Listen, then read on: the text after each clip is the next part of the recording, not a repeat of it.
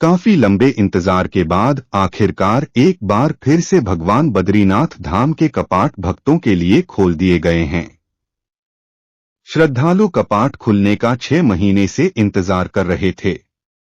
गौरतलब है कि हिंदू धर्म के लोगों के लिए बद्रीनाथ धाम काफी महत्व रखता है। हर किसी की यही कामना होती है कि वह जीवन में एक बार बद्रीनाथ धाम के दर्शन जरूर करे। भगवान बद्रीनाथ मंदिर को हिंदुओं के 4 धामों में से एक प्रमुख धाम माना गया है। अलकनंदा नदी के बाईं तट और नर और नारायण नामक 2 पर्वत श्रेणियों के बीच स्थित भगवान विष्णु के इस धाम के आसपास एक समय में जंगली बेरी बद्री प्रचुर मात्रा में पाई जाती थी। इसी बद्री के नाम पर इस धाम का नाम बद्रीनाथ पड़ा। वहीं बद्रीनाथ नाम होने के पीछे एक कथा भी प्रचलित है। हुआ यूं कि भगवान विष्णु तपस्या में लीन थे कि भयंकर हिमपात होने लगा। हिमपात के कारण भगवान विष्णु भी पूरी तरह हिम में डूब चुके थे। तब माता लक्ष्मी से उनकी यह दशा सहन न हो सकी और उनके समीप ही एक बेरी यानी बद्री के वृक्ष का रूप लेकर उन्हें वर्षा और हिम से बचाने लगी।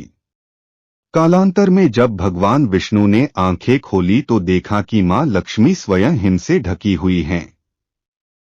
भगवान विष्णु ने माता लक्ष्मी के तप को देखते हुए कहा कि आपने भी मेरे समान ही तप किया है, इसलिए इस धाम को मुझे तुम्हारे साथ पूजा जाएगा। साथ ही उन्होंने कहा, चूंकि आपने बद्री वृक्ष का रूप धारण कर मेरी रक्षा की है, इसलिए मुझे भी बद्री के नाथ यानी बद्रीनाथ के नाम से जाना जाएगा। बद्रीनाथ धाम के कपाट सर्दियों के मौसम में बंद रहते हैं। कहते हैं मंदिर के कपाट बंद होने के बाद फिर 6 मास तक देवर्षि नारद भगवान की पूजा करते हैं। कहा जाता है कि मंदिर के कपाट बंद करते समय जो ज्योति जलाई जाती है वह कपाट खुलने के बाद भी वह जलती हुई मिलती है।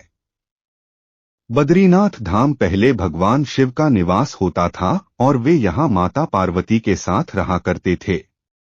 एक बार की बात है कि भगवान शिव और माता पार्वती देखते हैं कि द्वार पर एक बालक बहुत तेज तेज रो रहा है। माता पार्वती इस दारुण दृश्य को देखकर चुप न रह सकी और बच्चे की तरफ जाने लगी।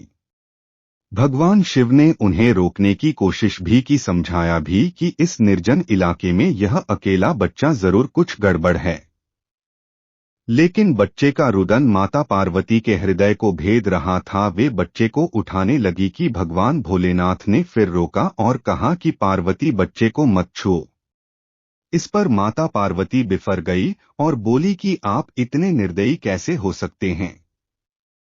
लाख समझाने पर भी वे नहीं मानी और बच्चे को अंदर ले गई। थोड़ी देर बाद बच्चा चुप हो गया। माता पार्वती बच्चे को दूध पिलाकर निश्चिंत हुई तो उसे छोड़कर भगवान शिव के साथ नजदीक के गर्म पानी के झरने में स्नान करने चली गईं। जब वे वापस लौटे तो देखा कि घर अंदर से बंद है। ऐसे में माता पार्वती आश्चर्यचकित हुई और बोली, ऐसा कैसे हुआ? भगवान शिव बोले, मैंने पहले ही कहा था बच्चे को मत उठाओ, वह कोई साधारण बालक नहीं है। लेकिन तुम नहीं मानी, अब भुगतो। माता पार्वती बोली, अब हम क्या करेंगे, कहाँ जाएंगे? तब भगवान शिव बोले, यह तुम्हारा प्रिय बालक है, इसलिए मैं इसे कोई हानि नहीं पहुंचा सकता। अब हमारे पास एक ही विकल्प बचता है कि हम अपने लिए कोई और ठिकाना ढूंढ लें। तब भगवान शंकर ने वहां से कूच कर केदारनाथ में अपना नया ठिकाना बनाया। आप सोच रहे होंगे कि यह बालक कौन थे, तो यह थे भगवान विष्णु, जिन्हें अपनी साधना के लिए यह स्थान पसंद आया और बालक बनकर भगवान शिव के घर में अपना डेरा जमाया।